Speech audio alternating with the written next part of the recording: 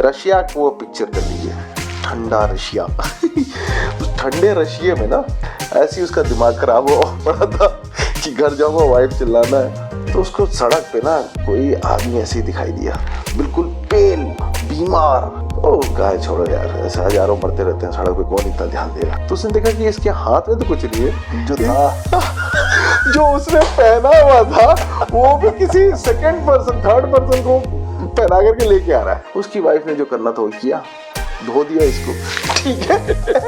हर घर की she adopted की SOP बन के जब तैयार हुआ तो जूता तो नहीं था किसी एंगल से, वो था चप्पल। इसने सर पकड़ लिया अपना, कहा चिंटू मेरे भाई तू बात समझ रहा है, हम दोनों को ठंड में ये ना बिना कपड़ों के पीटेगा अभी।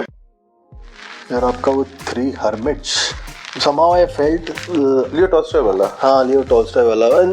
इस तरह की जो स्टोरीज होती है ना यार, वो अपना हिंदुइज्म में कितनी भरी पड़ी हैं। जैसे भगवान खुद ही आके समझाते थे कई भक्तों को कि यार अहंकार मत कर। तो बेस्ट है वो शंकराचार्य वाला, जो वाराणसी है पता नहीं किसके घाट पे वो जा रहे थे और सामने से कोई आया और वो शायद झाड़ू लगा रहा था और वो बोले हट अभी मैं नहाकर आया हूँ। तो किसको हटाता है वो जो एक फेमस है, वो बहुत सुंदर लाइन है, that is a very beautiful line. Leo Tolstoy ने ना इसी जॉनर पे और भी बहुत सारी कहानियां लिखी है। एक आपको सुनाता हूँ, सुनिए। ये कहानी है ना, इसका कहानी का नाम तो एग्जैक्टली आई थिंक नाम मेरे को उतना याद नहीं रहता है। It was like either 3 laughs था या व्हाट मेन लिव बाय, ऐसे कुछ। अच्छा, ठीक है, मतलब अब वो देखिए नाम जो है राइटर अपने हिसाब से चुनता है, but the essence of the story is very beautiful. Russia को वो पिक्चर कर लीजिए, ठंडा रशिया।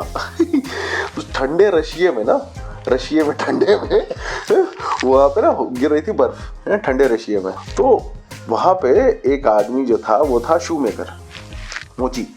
तो मोची साहब उनके ना जूते कुछ खास बिकते नहीं थे। उनकी वाइफ और उन दोनों ने ये डिसाइड किया कि यार हम लोग ना एक शीप होता ना जो मोटा ऊन में ये होता है, बकरा या भेड़ जो, तो भेड़ के चमड़े का हम एक कोट बनाएंगे। ऑब्वियसली ठंड बहुत ज्यादा पड़ती है तो उसी टाइप का उनके ड्रेसेस होते हैं। तो उन्होंने कहा कि यार तुम एक भेड़ का ना चमड़ा लेके आओ, हम लोग तो मोची हम लोग तो बना लेंगे अपने लिए। तो वो उस ठंड में बर्दाश्त तो हो नहीं रही थी ठंड, तो उसके कुछ पैसे बचे हुए थे ग्राहकों के पास जिनके उसने जूते या जो भी बनाए होंगे। तो वो बाहर जाता है उस ठंड में बेचारा ठिठुरता हुआ, जाते जाते जाते उसको रास्ते में जब जा रहा था तो मतलब मान लो 3 रुपए 80 पैसे मान लो ये होंगे उसका ड्यूज, उसको मिलते 80 पैसे। ठीक है, 3 रुपए वालों ने अभी तक पैसे नहीं दिए।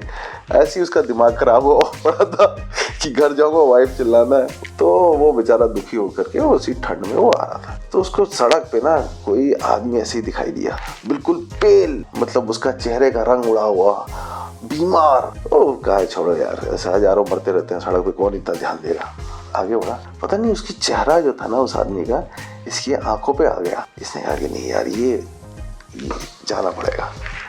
वहां जाकर के देखा तो बोले कि the man was practically naked उस ठंड में, और वो शिवर कर रहा था। उसका दिमाग जो था वो काम करना बंद कर दिया था उस आदमी का। इसने जो भी इसका जो कोट था ना, इसने उठा करके उसको उड़ाया, कहा कि यार तुम चलो, तुम्हें मरता हुआ तो नहीं छोड़ सकता मैं। तो वो लेकर के उसको लेके घर चलाया। उसकी वाइफ एंटिसिपेशन में थी कि शायद वो बकरी का चमड़ा, भेड़ का चमड़ा लेकर के आएगा तो आज कम से कम यार हम कुछ सिल लेंगे तो हमें ठंड थोड़ी कम लगेगी। तो उसने देखा कि इसके हाथ में तो कुछ नहीं है, जो था जो उसने पहना हुआ था वो भी किसी सेकंड पर्सन, थर्ड पर्सन को पहना करके लेके आ रहा है। ये ऐसी फायर, बंदे को भी ले आया था। हाँ, उठा करके बोला कि यार इसको मरता हुआ थोड़ा छोड़ दो। भाभी जी नाराज हो गई, बाबा जी एकदम फायर।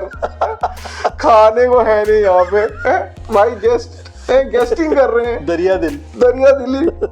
अब वो आदमी उसको लेकर के आ गया। अब वो आदमी जो है ना बिल्कुल ही उसका हालत का आप सोच सकते हैं, उसको लेकर के उसने बैठा दिया। उसकी वाइफ ने जो करना था वो किया, धो दिया इसको, ठीक है। हर घर की शी एडॉप्टेड की SOP, ठीक है, पहले रगड़ो इसको, पूरा रगड़ दिया। हाँ, लेकिन जस्ट लाइक ऑल वाइफ्स उनका भड़ास तो हमेशा हस्बैंड होता है ना। हाँ, उसके बाद हाँ, उसको इसकी जब इसकी शक्ल देखी उनको तो उनको भी वही फील है, कंपैशन जागा। कंपैशन उनका जाग गया। उन्होंने कहा कि यार ये मतलब अब जो भी है अपने पास एक ही ब्रेड है अगर ना तो वही टुकड़े करके तीनों खा लेंगे, कोई फर्क नहीं पड़ता। तो उसने ना उसको ब्रेड देने से पहले उसको कहा कि ये ब्रेड आप लोग खाओ। उसने खाया ब्रेड, उसने ना देखा इसकी वाइफ की तरफ और उसने एक हल्की सी स्माइल की। तो फिर इसने कहा कि ऐसे आप चाहो तो यहाँ रह सकते हो, हमारे ना कोई असिस्टेंट नहीं इनके काम में, मतलब मेरे हस्बैंड के काम में कोई असिस्टेंट नहीं, तो अगर आप इनको असिस्ट करोगे ना तो आप जितने दिन चाहो आप रह सकते हो मेरे घर में। तो उसने कहा ठीक है। अब क्या हुआ कि वो रोज काम करने लगा। ऐसे काम करने लगा ना तो 3-4 साल के अंदर उसके हस्बैंड का थोड़ा बिजनेस बन गया, अच्छा बिजनेस बन गया। अब क्या हुआ कि एक दिन जो उस शहर का जो आई वुड से मेयर जो होगा, जिस शहर में या गांव में वो रहते थे, अब उनके लिटरेचर में शायद लिखा हुआ है Nobel of that area. Nobel of the area ने एक बहुत ही नायाब सी कोई हिरन या कुछ मारा था, वहाँ का लोकल होगा कुछ डेलिकेसी, उसका चमड़ा उसने भेजा हमारे शू मेकर साहब को, मोजी साहब को। उन्होंने कहा कि इसका जो है ना वो लॉन्ग बूट्स बना दो, ठीक है, और पूरे बढ़िया से इसको स्टिच कर देना, और ऐसे ये बूट्स होने चाहिए कि ये गर्मियों में और ठंड में ना, क्योंकि लेदर का एक नेचर होता है कि वो फैल भी जाता है और फिर सिकुड़ भी जाता है, बोले वो नहीं होने चाहिए, you have to be that perfect. ठीक है, बना देते। हमने असिस्टेंट को बुलाया, चल चिंकू शुरू हो जा। तो चिंकू जो थे, चिंटू जी चिंटू जी को बोला गया कि चिंटू तुमने सुन लिया इंस्ट्रक्शंस, नाउ मेक लग जाओ काम पे। चिंटू जी ने बनाया, बन के जब तैयार हुआ तो जूता तो नहीं था किसी एंगल से, ठीक है, वो था चप्पल। ठीक है, इसमें सर पकड़ लिया हमने, कहा चिंटू मेरे भाई तू बात समझ रहा है, हम दोनों को ठंड में ये ना बिना कपड़ों के पीटेगा अभी, हमारा ही जूता बनवाएगा, हमारे चमड़े का जूता बनाएगा ये, पहले तो पीटेगा ये। अब वो जो था वो बेचारा ऐसे देख रहा है, वो कुछ बोलता नहीं था। अब इसने ना मतलब एक टाइप से कहो तो उसकी सुताई उताई कर दी चिंटू जी की, ठीक है। अब क्या हुआ कि वो आया, उसी दिन पहुंच गया जिस दिन जूता, इनको टाइम ही नहीं दिया कि नए चमड़ा खरीद के लेके आए। उसने खटखटाया तो इसने कहा कि इसकी तो शक्ल ऐसी 12 बजे हुए थे कि हमारे तो भाई ये हो गया, गड़बड़ हो गया। उसने कहा कि उसका जूता आपने बना दिया क्या? तो इसने कहा सर वो आप बात समझो वो ना थोड़ा गड़बड़ हो गया, मेजरमेंट थोड़ा समझ। बोले नहीं उसके जूते बनाने नहीं है, उसके चप्पलें बनाना है। ठीक है, तो बोलते चप्पलें बनानी है? बोले हाँ। वो एक्चुअली जो नोबेल थे ना, वो या जमींदार साहब या मेयर, वो गुजर गए। तो अब ना उस शहर का ये ट्रेडिशन था कि जब आप दफनाते हैं किसी को तो उसके पैरों में चप्पलें पहनाते हैं, जूते नहीं पहनाते। तब उसने इसकी तरफ देखा, शाबाश चिंटू, इसने तुरंत में दिया और उसने पैसे दिए उसको चिंटू साहब। चिंटू जी जो थे वो सेकेंड टाइम हंसे, और 2-3 साल से कभी हंसता ही नहीं था वो आदमी। तो इसने पूछा कि तुम क्यों हंसे अभी, उनको तो कभी स्माइल करते हुए मैंने देखा नहीं। तो कहा कि समय आएगा तो बताऊंगा। बोला ठीक है, मिस्टीरियस मैन। फिर कुछ साल गुजर गए, 2-3 साल। एक दिन एक लेडी आई, उसकी 3 बेटियां थी, और उसमें से एक बेटी का जो टांग था वो थोड़ा टूटा हुआ था, मतलब शी हैड अ लिम्प। और उसने क्या किया कि इन तीनों मेरी जो डॉटर्स हैं इनके ना आप जूते बनाइए वेडिंग वाले। तो चिंटू जी ने कहा कि लाओ या मेजरमेंट हम ले लेते हैं। उन्होंने अपना जो भी लेदर के ऊपर अपना पैर वैर के डिजाइन बनाए। उसको ना उसने ध्यान से देखा लड़कियों को, और उसके साथ जो लेडी आई हुई थी उसको देखा। फिर उसने जब लेडी से बात करने के लिए उससे पूछा कि ये लड़कियां आपकी अपनी बेटियां हैं? तो उसने कहा कि नहीं, ये मेरी अपनी बेटियां नहीं, ये मेरी अडॉप्टेड डॉटर्स हैं और मैं इनकी शादी करा रही हूँ। तो उसने कहा कि अच्छा, मैं कुछ और जान सकता हूँ आपसे? तो कहे कि मैं बता ही देती हूँ आपको, अब चूंकि आपने पूछ लिया है, then I should tell you this. कुछ साल पहले क्या हुआ था कि मेरे घर के सामने एक छोटा सा झोपड़ी थी, तो वहाँ पे एक लेडी रहती थी और उसने 3 जुड़वा लड़कियों को जन्म दिया था, और वो बहुत बीमार थी, और वो रात भर रोते रहते थे बच्चे। और वो लेडी जो थी वो उनको फीड भी नहीं कर पाती थी, वो इतनी भूखी और उसकी हालत इतनी खराब थी। एक रात उसने करवट बदली और एक लड़की के पैर पर वो पलट गई और उसकी टांग टूट गई। तो वो ये वाली मेरी बेटी है, और वो मर गई।